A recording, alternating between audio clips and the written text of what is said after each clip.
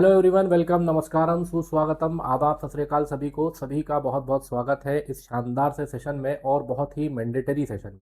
आज दोस्तों मैं कुछ पढ़ाने आप लोगों को नहीं आया हूँ, एक मेंटर के नाते, एक दोस्त के नाते कुछ बातों पर आपसे चर्चा करने आया हूँ, क्योंकि मेरा ऐसा मानना है कि ये सबसे ज़्यादा ज़रूरी है। आप लोगों ने साल भर जो बहुत सारी मेहनत करी है, हजारों घंटे रिवीजन किया है और न जाने कितनी अनगिनत आंसर राइटिंग कॉपीज जो है वो आप फिल कर चुके हैं, कई सारे मेंस के टेस्ट पेपर लगा चुके हैं। अब बात है मैदान में उतरने की, बैटल ग्राउंड में उतरने की। आपका एग्ज़ाम है, 8 ऑफ अगस्त से एग्ज़ाम जो है वो स्टार्ट हो रहा है। आई नो आपने बहुत मेहनत करी है, साल भर आप एक जैसे लगे रहे हैं और अब वो डेट मुकर्रर हुई है जब आपको एग्ज़ाम देना है।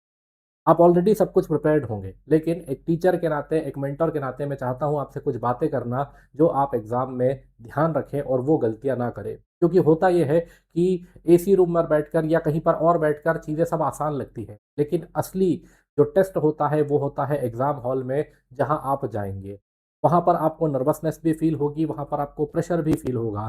तो मेरी कुछ ये बातें आपको याद आ जाए और थोड़ा-सा आपको अच्छा लगे और आप और अच्छा कर पाएँ, बस इसी के लिए वीडियो जो है वो लाया गया है। अगर बात करें तो कुछ ऐसी गलतियाँ हैं जो अमूमन हर स्टूडेंट से हो जाती है। मैं मानता हूँ गलतियाँ होती ही इसलिए है क्योंकि वो होना रहता है, वो उस टाइम का, उस इवेंट की जो है हीट रहता है जिस वजह से ये चीज़ें होती हैं। लेकिन फिर भी उन गलतियों को कम कैसे करें या क्या गलतियाँ हैं जो अवॉइड करनी है, अगर ये थोड़ी-सी चीज़ें हमें याद रह जाए तो चीज़ें आसान हो जाती। तो उन्हीं कुछ गलतियों पर मैं बात करना चाह रहा था आपसे। एक बार स्टार्ट करते हैं। स्टार्ट करने से पहले एक और आपको बहुत इंपॉर्टेंट चीज़ जो बतानी थी कि ये वन डे एग्ज़ाम नहीं है, ये 5 दिन की पूरी एग्ज़ाम, 6 दिन की पूरी एग्ज़ाम एक टेस्ट मैच के समान है। हाँ, टेस्ट मैच जो है वो आपका टेम्परामेंट देखता है, वो आपका एग्जीक्यूशन देखता है, तो ये एग्ज़ाम भी वैसी ही है। तो इसलिए मेरे दोस्तों, मेरे लाडलो, मेरे फ्यूचर सिविल सर्वेंट्स, नींद ज़रूर लेना। आप लोगों की एक आदत है कि फर्स्ट पेपर हुआ उसके बाद आपकी नींद उड़ जाती है, आप फिर सोचते हो जितना समय हम यूटिलाइज़ कर लें रिवीजन में उतना फ़ायदा है। पर पर्याप्त नींद लेना भी ज़रूरी है। आपने साइंस भी पढ़ा है, आपने एथिक्स भी पढ़ा है, दोनों में हमने एक चीज़ सीखी है कि अगर better functioning of mind, better functioning of brain चाहिए, तो उसके लिए पर्याप्त नींद ज़रूरी है। तो जितने भी दिन ये आपके एग्ज़ाम चल रहे हैं, इसमें 6 से 7 घंटे की नींद ज़रूर लीजिए।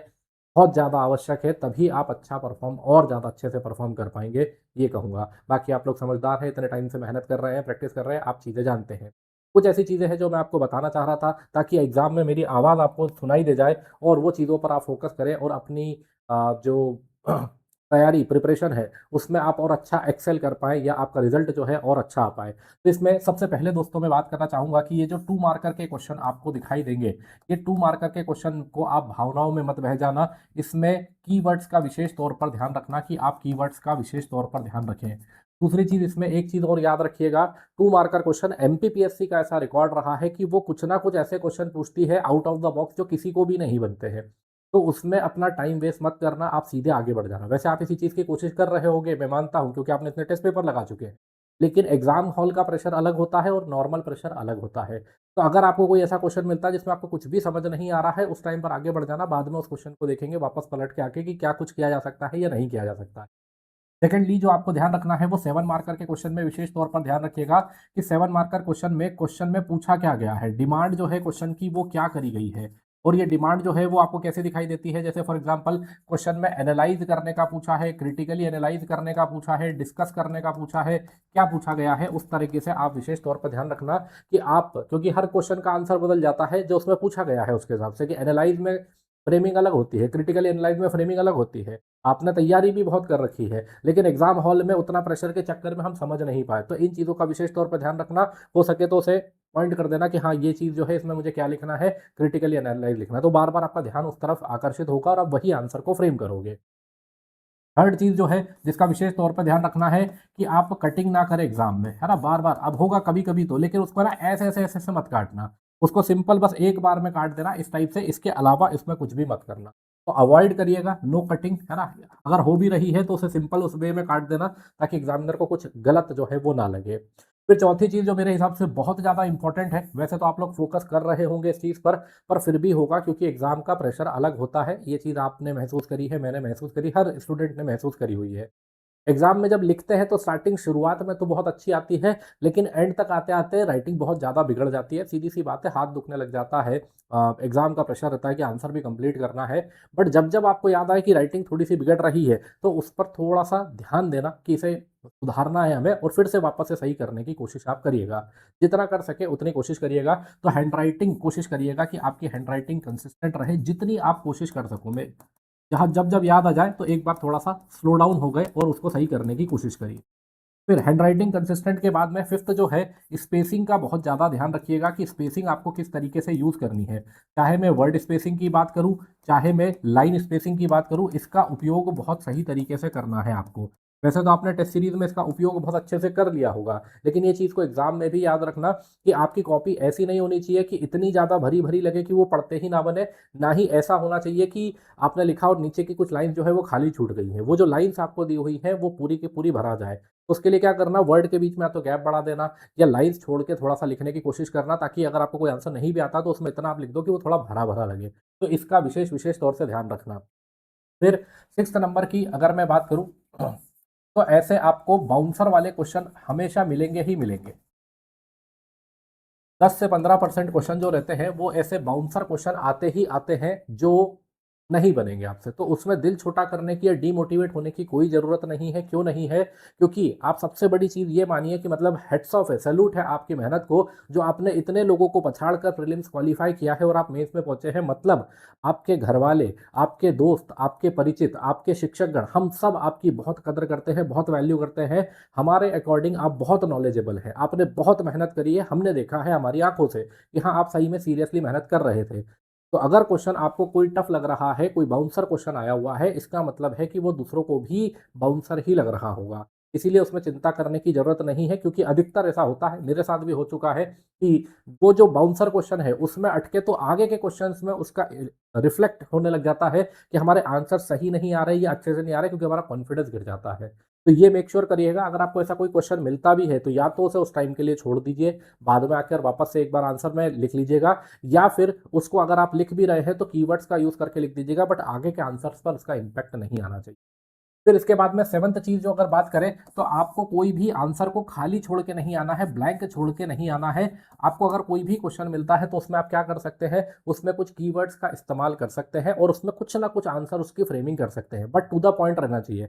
अगर आपको कोई ऐसा प्रश्न मिल रहा है जो बिल्कुल आउट ऑफ द बॉक्स है, जिसके बारे में आपको एबीसीडी भी नहीं पता है, तो उसमें कुछ भी बेफिजूल का मत लिखिएगा, बिल्कुल मत लिखिएगा। हाँ, लेकिन आपको लग रहा है कि पूरा परफेक्ट आंसर तो नहीं आता, लेकिन I am around around similar to something मैं कर सकता हूँ, तो वो चीज़ करिएगा। उसका बहुत ज़्यादा यूटिलाइज़ेशन जो है वो करिएगा, वो आपके हेल्प करेगा नंबर को 10 नंबर भी लेट से 5 नंबर भी लेट से बढ़े तो वो बहुत बड़ा गेम चेंजर साबित होता है। देन फिर इसके अलावा 8th अगर बात करें, तो आपको कुछ चीज़ों का विशेष विशेष तौर से ध्यान रखना चाहिए। जैसे पेपर नंबर 1 है, पेपर नंबर 2 है, पेपर नंबर 3 है, इसमें आप एमपी के एग्ज़ाम्पल ज़रूर देना। एमपी के एग्जाम्पल जो है वो ज़रूर ज़रूर दीजिएगा। ये आपको बहुत फ़ायदा करेगा। मतलब जो फैक्ट आप लिखेंगे कोशिश करिएगा कि वो एमपी का फैक्ट हो। आपने प्रिपरेशन बहुत करी, बट ये याद रखना ज़रूरी है कि मुझे एमपी का फैक्ट डालना है। फिर इसके अलावा अगर बात करें तो जैसे एथिक्स में पढ़ाता हूँ, तो एथिक्स में विशेष तौर पर आप ध्यान रखिएगा। एथिक्स जो है ये रैंक दिलाने वाला सब्जेक्ट है मेरे अकॉर्डिंग। तो ये जो पेपर है एथिक्स वाला आपका, इसमें आप कॉन्स्टिट्यूशनल या कॉन्स्टिट्यूशन के आर्टिकल्स का बहुत ज़्यादा यूज़ करिएगा और एथिकल लैंग्वेज का इस्तेमाल करिएगा। मतलब एथिक्स को बहुत ज़्यादा इसमें इंटीग्रेट करिएगा। जो भी आप चीज़ लिख रहे हैं उसमें लगना चाहिए कि वो एथिकल परसेप्शन से है या प्रशासनिक परसेप्शन से है, एडमिनिस्ट्रेटिव परसेप्शन से आपको दिखाई दे रहा है ना? तो वो आंसर में आपके रिफ्लेक्ट होना चाहिए। फिर आएगा पेपर 5 और पेपर 6। तो इसमें कोशिश करिएगा कि आपकी पेपर 5 में और पेपर 6 में स्पेलिंग मिस्टेक ना हो।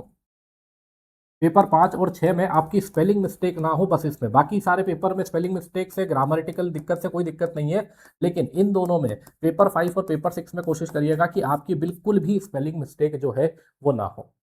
ये कुछ ऐसे बिंदु है जिनका विशेष तौर पर ध्यान रखना है। एक एक्स्ट्रा चीज़ मैं बताना चाहूँगा, जहाँ पर भी पॉसिबल हो सके तो फ्लो चार्ट का इस्तेमाल करिएगा। जहाँ पर भी पॉसिबल हो सके फ्लो चार्ट हुए, डायग्राम्स हुए, इनका इस्तेमाल जो है वो ज़रूर करिएगा। ये आपके आंसर में 4 चाँद जो है वो लगा देता है और स्पेस यूटिलाइज़ेशन करने में भी बहुत मदद करता है।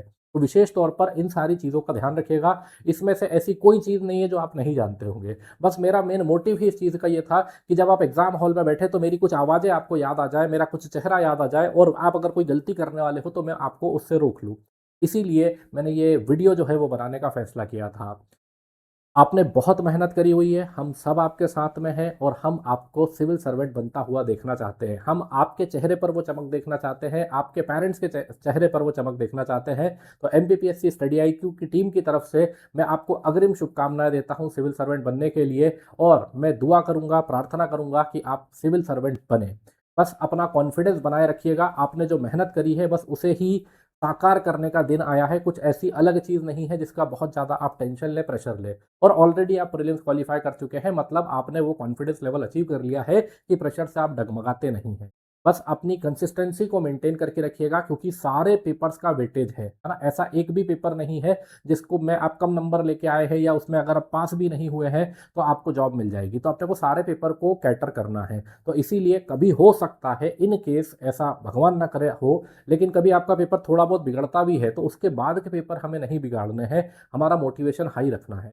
सारे 6 के 6 पेपर को एक ही अप्रोच से सॉल्व करिएगा कि भाई आज फर्स्ट पेपर ही है, इसी दिमाग से माइंडसेट से जाइएगा। क्योंकि कई बार ऐसा होता है कि जिस पेपर का टेंशन ले रहे थे, वो तो निकल गया, उसमें कोई दिक्कत नहीं हुई, लेकिन उसके बाद वालों में जो है उसका इम्पैक्ट आ गया, तो वो नहीं आना चाहिए। इसीलिए उसको हमेशा फर्स्ट पेपर जैसे ही लेकर चलो, है ना? और फिर भगवान श्री कृष्ण का वो स्टेटमेंट आपको पता ही है, कर्म करे जा फल की चिंता ना कर। यही आपने किया था प्रीलिम्स के पहले भी, आपका प्रीलिम्स निकला और आप मेंस देने पहुंचे हो। मेंस के लिए भी यही अप्रोच रखिए कि कर्म करिए, फल आपको अच्छा ही मिलेगा। आपने ऑलरेडी कर्म में इतनी मेहनत करी है तो बिल्कुल आपको फल भी अच्छा ही मिलेगा।